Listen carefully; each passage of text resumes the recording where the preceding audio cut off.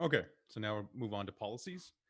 This part of the lecture is totally optional. This part of the lecture, I don't expect you to watch if you don't want to, because this is just basically going to be a bunch of my opinions, and so I'm not going to force you to listen to my opinions on things. So it's just kind of if you want to. All right, and so just to caveat the discussion, we just saw like we're not really sure what's driving income inequality. And this makes policies hard. Like if you don't really know what the underlying cause is, or if you have a bunch of different causes, I mean, especially think about if the true underlying causes are skill bias technological change and assortative mating. Like what kind of policies could you potentially do to address that? You know, stop innovation, stop invention, stop these biases towards high skilled jobs. I mean, you don't want to do that. I mean, that's what's driving economic growth. That's what's driving, the increasing quality of life, all sorts of great stuff that comes with economic growth. You're going to stop people from marrying who they want to marry. I mean, so it's really really difficult. And also, when you implement policies, oftentimes they backfire. The world is full of policies that have unintended consequences, and you can just go look at what happened when they implemented the wealth tax in Europe to see how that backfired. And other policies that might address income inequality have potential downsides or may actually achieve the opposite effect. Um, and so this is a very difficult, and we should approach it with modesty. That hey, we don't really understand the fundamental processes, and our policies may implement may have severe unintended consequences. And so, in my opinion, we should be very cautious in terms of trying to address this.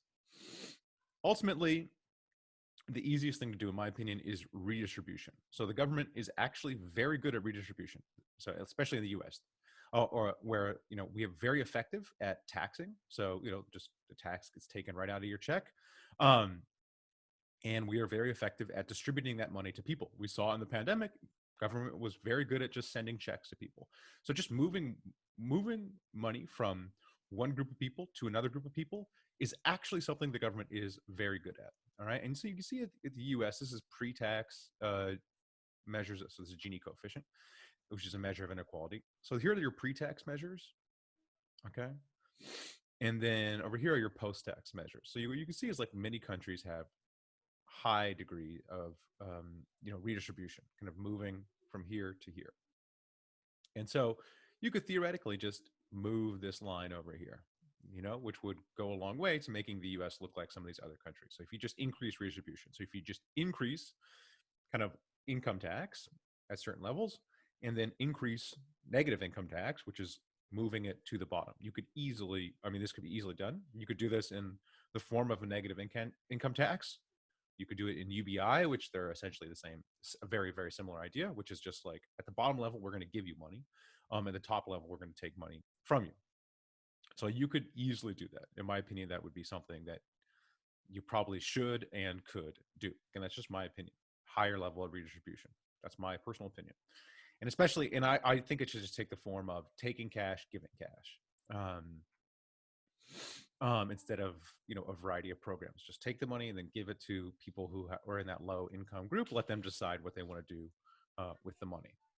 All right, and then here's a bunch of other policies that I would like to see. Generally in housing, um, I want kind of make it much easier to build housing in the superstar cities. So our cities that have constrained housing and have high housing prices, just essentially legalize building. It's really hard to build in these places. Just make it so, it's easy to get a permit. It's very simple. The process is streamlined. There's only one agency you have to go to. Allow building kind of anywhere you want in sort of these cities. Get rid of single family zoning, which is like areas zoned for only single family houses. Get rid of that.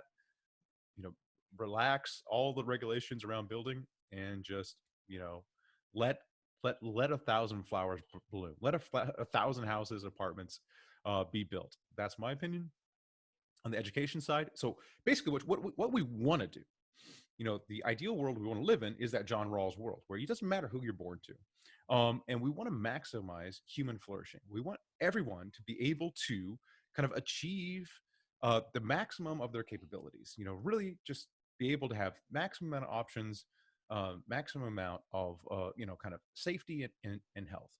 And so you can achieve a lot of that through education, although I don't think we actually know that much about how to get higher quality education. I mean, think about teaching, it's like we don't really know how to teach teaching. So it is difficult.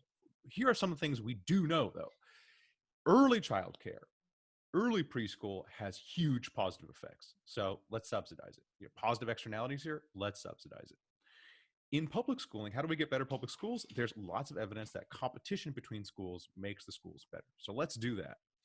Let's reward our good teachers and help our bad teachers find different careers.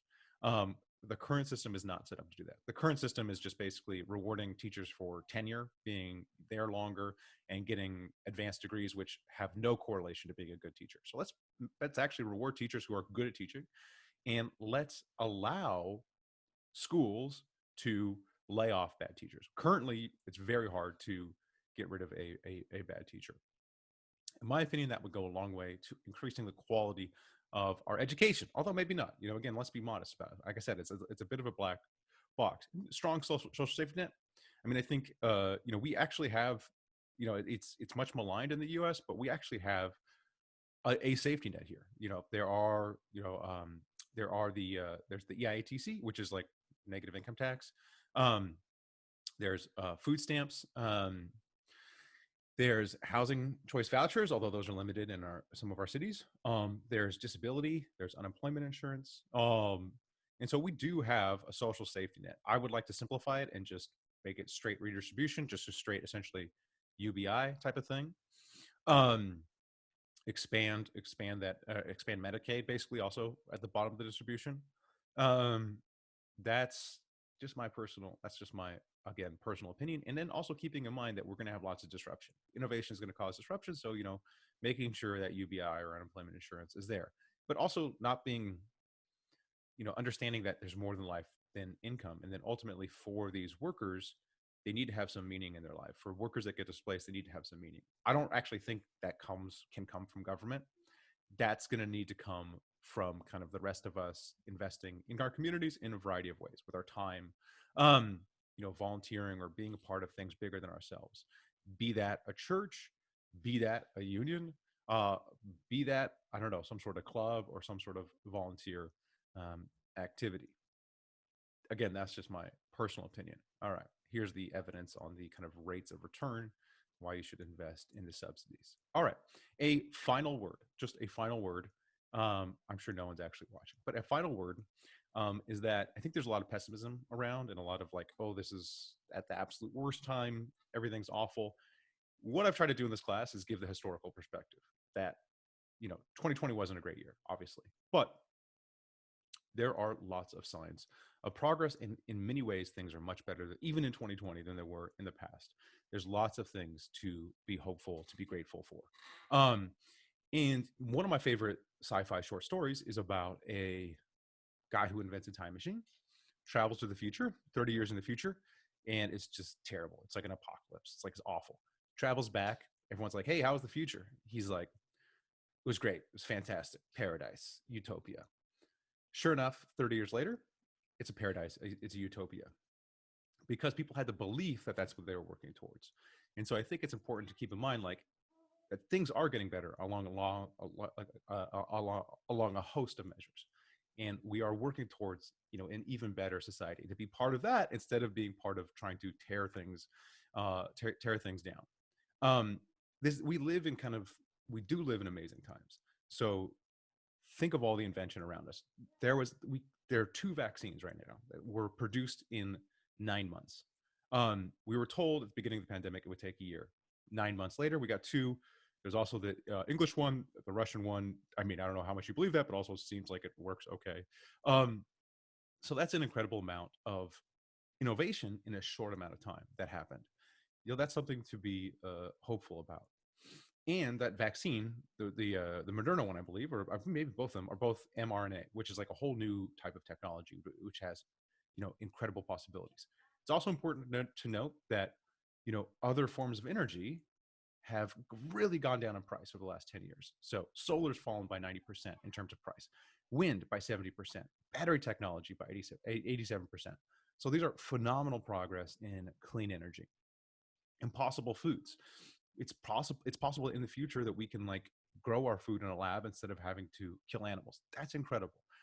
Apple has just come out with an M1 chip, which again pushes the frontier of computing technology even forward.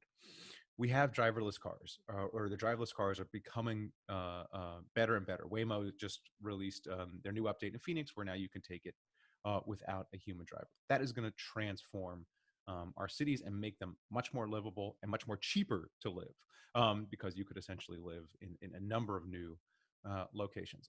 So we live in amazing times, and it's exciting. Be excited about that. Be hopeful. All right, enough of me pontificating. I'm out of here.